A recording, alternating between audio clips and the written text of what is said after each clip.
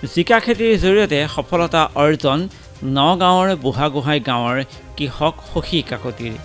শশী কাকতি নামৰ এই প্ৰগতিশীল কৃষকজনে জিকা, হালধি, মৰাপাট, তিলৰ খেতি কৰি সফলতা অৰ্জন কৰিছে।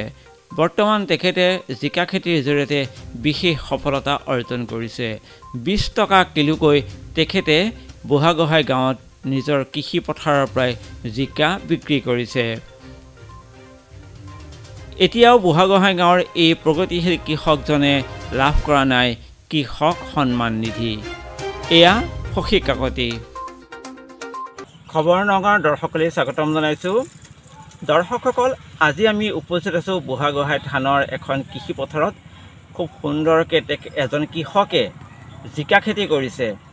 ইয়াত জিকাৰ মূল্য আৰু নগাঁৱত জিকাৰ মূল্যৰ বহুত তফাত আছে। বিভিন্ন ধৰণৰ তেখেতে খেতিৰ লগত জড়িত আৰু বৃহৎ আকাৰত তেখেতে জিকা খেতি কৰিছে। আমি অকণ কথা পাতিম। আপোনাৰ নামটো? শশী কাকতি।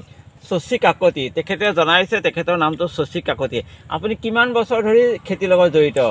আজি প্ৰায় 25-30 বছৰ। 25-30 বছৰ আপুনি খেতি কৰি আছে। হয়, জিকা খেতি কিমান কৰিছে? জিকা আধা বিঘা হ'ব। আধা বিঘা? 3 কঠামান হ'ব। 3 কঠামান হ'ব। এতিয়া সপ্তাহত কেইবাৰ ছিঙিব পাৰে আপুনি? আজি ছিঙি কাইলৈ ছিঙিব লাগিব। আজি ছিঙি কাইলৈ ছিঙিব লাগিব, নহ'লে চাইজ অভাৰ হৈ যাব।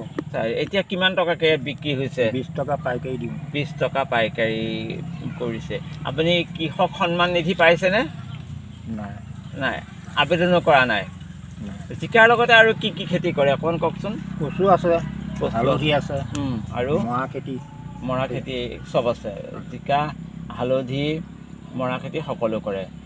আমি আশা কৰিছোঁ আপুনি খুব সুন্দৰকৈ খেতি কৰি যাব। আৰু আপোনাৰ জিকা খেতিৰ দ্বাৰা আমাৰ বিমান মজুমদাৰক কৈছোঁ অকণমান দেখুৱাই দিয়কচোন। জিকা খেতিৰ দ্বাৰা খুব সুন্দৰকৈ তেখেতে জিকা খেতি কৰিছে।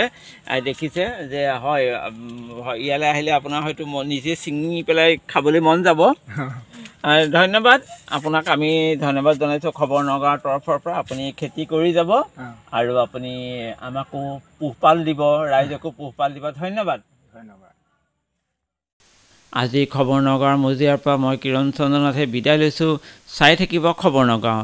লাইক, শ্বেয়াৰ আৰু ফ'ল' কৰিবলৈ নাপাহৰিব। নমস্কাৰ।